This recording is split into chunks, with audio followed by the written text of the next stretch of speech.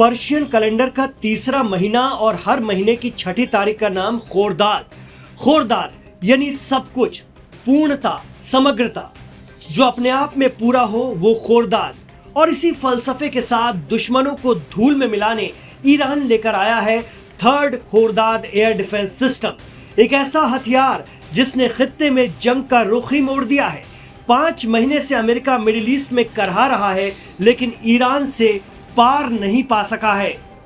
40 दिनों की Iran America Israel भीषण जंग के दौरान भी ईरान ने तैनात किए गए एयर डिफेंस सिस्टम खोर्दाद की मदद से ही अमेरिकी फाइटर प्लेन को मार गिराने का दावा किया था।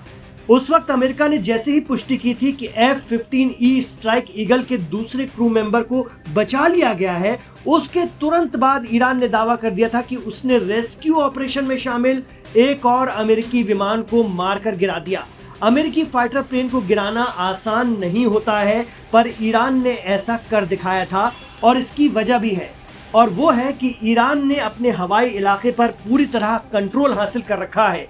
वो खोर्दाद ही है, जी हाँ, जिसके दम पर ईरान ने ऐसा किया है। खोर्दाद जो एक mobile medium range air defence system है, जिसकी तैनाती इस बार भी बड़े पैमाने पर ईरान ने कर दी है। जिस तरह पीएम नेतन्याहू और प्रेसिडेंट ट्रंप मिले हैं, उससे लग रहा है कि कुछ बड़ा होगा और ईरान ने भी कुछ बड़ा करने का प्लान कर रखा है। ईरान तो साफ कह रहा है कि उसने खोर्दाद से ही अमेरिकी F-35 jet, MQ-9 drone, A-10 विमान और क्रूज मिसाइलें मार गिराई। ये ईरान का पूरी तरह से घरेलू बना हुआ road mobile medium range air defence system है। ये सिर्फ फाइटर जेट, मिसाइल या ड्रोन से निकलने वाली गर्मी यानी इंफ्रारेड रेडिएशन को पकड़ता है। जैसे ही फाइटर प्लेन का इंजन हीट होता है, एग्जॉस्ट का धुआं या हवा से टकराने वाली गर्मी पैदा होती है, तब एक्टिव हो जाता है खोर्दाद। ये खुद कुछ नहीं करता, सिर्फ देखता और सुनता है। सिस्टम के IR सेंसर विमान की गर्मी को दूर से पकड़ लेते हैं। इसके बाद इसका कंप्यूटर टारगेट की लोकेशन, स्पीड और दिशा तय कर लेता है। अमेरिकी F-35, F-15E जैसे स्टील्थ जेट रडार से बचने के लिए बने हैं, लेकिन गर्मी छिपा नहीं सकते। पैसिव सिस्टम कोई रडार वेव नहीं भेजता, इसलिए अमेरिकी जेट्स को पता ही नहीं चलता कि उन्हें ट्रैक किया जा चुका है। इलेक्ट्रॉनिक जैमिंग और रडार जाम करने वाले सिस्टम भी इस पर काम नहीं करते हैं। एक्सपर्ट कहते हैं कि ईरान के राद एयर डिफेंस सिस्टम का ही एक एडवांस वर्जन है। ईरान ने रूस से S-300 न मिलने के बाद खुद को आत्मनिर्भर बनाते हुए इसे विकसित कर लिया था। इसकी रेंज 50 से 105 किलोमीटर है। ये 25 से 30 किलोमीटर तक ऊंचाई पर उड़ने वाले टारगेट को मार सकता है, और ये टियर 2B, टियर 2 और सैयद 2-3 सीरीज की मिसाइलें दागता है। खोर्दाद की खासियत ये है कि बैंड एक्टिव फेज रडार की वजह से ये 100 टारगेट को एक साथ देख सकता है, 4 को एक साथ निशाना बना सकता है और 2 मिसाइलें एक टारगेट पर गाइड कर सकता है। कहा जा रहा है कि 40 दिनों की जंग में भी ईरान के नए एयर डिफेंस सिस्टम थर्ड खोर्दाद के साथ पैसिव इंफ्रारेड डिटेक्शन सिस्टम ने अमेरिका को सबसे बड़ा झटका दिया है। ईरान मामलों के जानकार शौकत भारती कहते हैं कि ईरान का एक ही मकसद है, बर्दाश्त करो और मिडिल ईस्ट में मौजूद अमेरिकी ठिकानों को तबाह करते चलो। अमेरिका को खित्ते में इतना कमजोर कर दो कि सारी मुसीबत की जड़ इसराइल को दबोचना आसान हो जाए।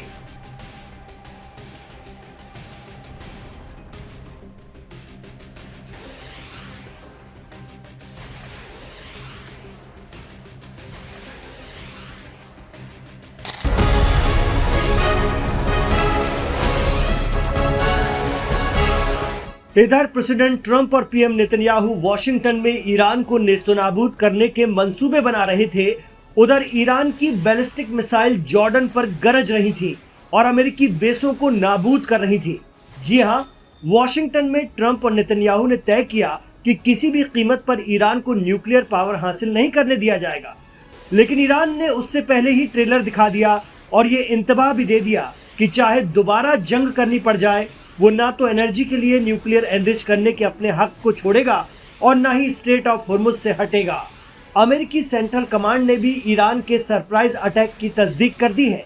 सोशल मीडिया प्लेटफॉर्म X पर जारी बयान में कहा गया है कि मंगल और बुधवार की रात ईरान की इस्लामिक रेवोल्यूशनरी गार्ड कॉर्प्स यानी पासदारान इस्लाम ने अमेरिकी बलों को निशाना बनाते हुए कई बैलिस्टिक मिसाइलें दागी। ये एक अचानक हमला करने की कोशिश थी, लेकिन अमेरिकी वायु रक्षा प्रणालियों ने सभी मिसाइलों को रास्ते में ही इंटरसेप्ट कर दिया।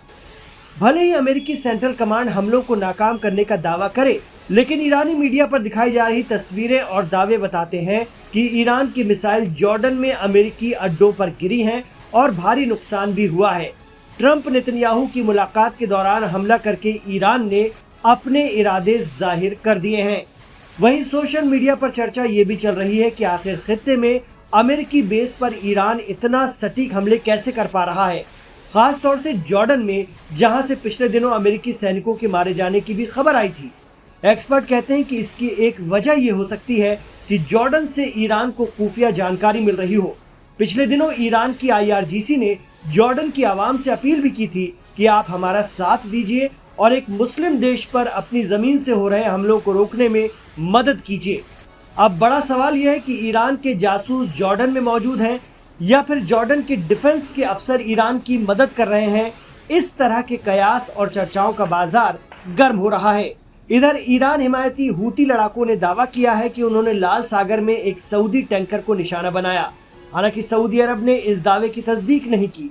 सऊदी सरकार ने इतना जरूर बताया कि उनकी वायु रक्षा प्रणाली यानी एयर डिफेंस सिस्टम ने देश के पूर्वी हिस्से में 3 तेल प्रतिष्ठानों को निशाना बनाकर भेजे गए कई ड्रोन को मार गिराया है। सऊदी अरब का इल्जाम है कि ये ड्रोन इराक में सक्रिय ईरान समर्थित समूहों की तरफ से भेजे गए थे, यानी इराक से भी सऊदी पर हमले हो रहे हैं। यहाँ ईरान हिमायती हज़्दुश्शाबी और हिजबुल्लाह के लड़ाके हैं जो ईरान के एक इशारे पर कुवैत और जॉर्डन में घुस सकते हैं। तो भीषण जंग के हालात बन रहे हैं और अब ईरान वर्सेस ऑल होगा। अमेरिकी राष्ट्रपति डोनाल्ड ट्रंप ने तुर्की को F-35 लड़ाकू विमान बेचने के मुद्दे पर बड़ा बयान देते हुए इजराइल के प्रधानमंत्री बेंजामिन नेतन्याहू की आपत्ति को खारिज कर दिया है। ट्रंप ने स्पष्ट शब्दों में कहा है कि अमेरिका अपने सहयोगी देशों को कौन से हथियार भेजेगा, इसका फैसला केवल अमेरिका करेगा, कोई दूसरा देश नहीं। ट्रंप का बयान ऐसे समय में आया है जब तुर्की को दोबारा F-35 कार्यक्रम में शामिल किए जाने की संभावनाओं पर चर्चा तेज है। एयरफोर्स 1 में पत्रकारों से बातचीत के दौरान ट्रंप ने कहा, "Nobody tells me what we should be selling", यानी हमें क्या बेचना है ये कोई हमें नहीं बताएगा। उन्होंने ये भी कहा कि तुर्की अमेरिका का एक महत्वपूर्ण सहयोगी है और दोनों देशों के रणनीतिक संबंध मजबूत बने हुए हैं। ट्रंप ने तुर्की के राष्ट्रपति रजब तैयब एर्दोगान को अपना मित्र बताते हुए कहा कि उन्होंने क्षेत्रीय मामलों, खास तौर पर सीरिया से जुड़े मुद्दों पर अच्छा काम किया है। हालांकि ट्रंप ने यह भी स्वीकार किया कि तुर्की और इजराइल के रिश्ते फिलहाल अच्छे नहीं हैं। उन्होंने माना कि राष्ट्रपति एर्दोगान और प्रधानमंत्री नेतन्याहू के बीच मतभेद हैं। इसके बावजूद ट्रंप ने कहा कि इससे अमेरिका और तुर्की के संबंध प्रभावित नहीं होंगे और वॉशिंगटन अपने राष्ट्रीय हितों को ध्यान में रखकर आगे काम करता रहेगा।